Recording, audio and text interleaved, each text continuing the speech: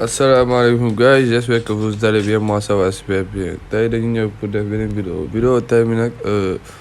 damay xool comme nouveauté efootball la lañ changement dañ koy xoolandoo parce que maa ngi soog a dugg ci efootball après mise à jour bi quoi. Léegi ñu commencé xool d'abord lii mosuma ko ci woon gis jeudi jour bi mosuma ko ci woon gis ma xaaral dugg xool. Qu'est-ce que le jeudi jour? Ba Neymar ñu ngi may xanaa moo xool penalty marqué di def ni bon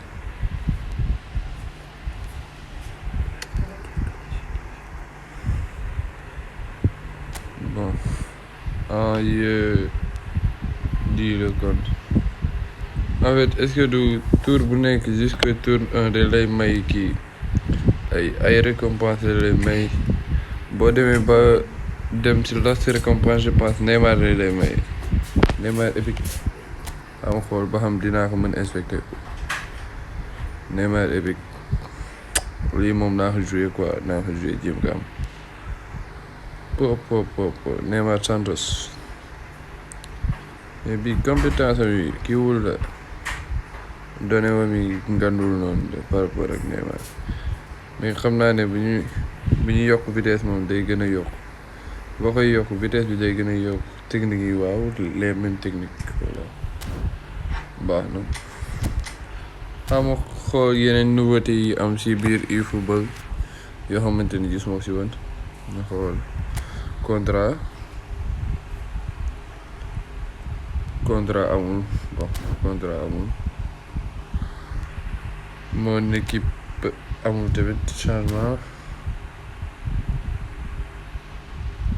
match am na ay changement yu bëri en fait lobby bi nu mu meloon fii nii je pense 3 kii la woon 3 lobby 3 salles après nga bës ñett match demi ligue efootball ak match événement dafa mel ni loolu rêve ma xool rêve loolu bu baax rêve italien club limited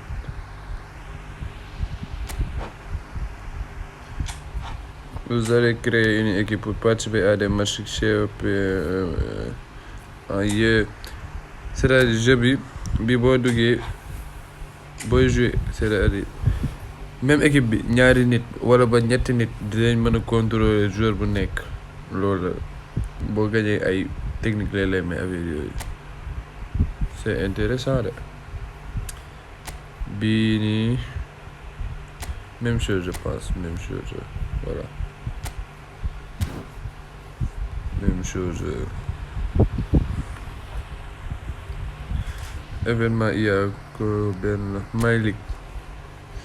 dafa am ligue efootball ak My League bi en fait dafa mel ni ku nekk da nga yor benn équipe ngay yor nga dem di daje ak yeneen joueurs yi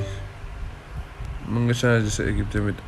instant bu la neex mën nga changer sa équipe changer championnat yaay choisir championnat bu la neex dafa mel ni waaw yaay choisir championnat bu la neex Espagne bu la neex ngay tànn c'est intéressant voilà tableau championnat li comme en fait comme réalité la da ngay yor sa équipe type bi dafa mel ni équipe type Liverpool lay nekk wala non du nekk équipe type da ngay tànn say joueurs rek équipe bi ngay tànn mais say propre joueurs ngay yor boo koy jouer donc c'est intéressant ñu xool lépp ba xam en fait lii comme réalité la Premier League nu mel parce que dafay am journée ba 38 journée en fonction match yi ngay gagné boo demee ba gagné ko dangay mën nga jël championnat nekk ci milieu championnat match yi ni ñooy match yi du tàng yi ay Liverpool Arsenal Man U Arsenal ay Newcastle ñooy match yi nga xamante ne ñooy gën a saf lii moom c'est vraiment intéressant efootball instant bi ñu ngi def loo xamante ne jeu bi day gën a neex day gën a voilà xawma dem inspecter yeneen yi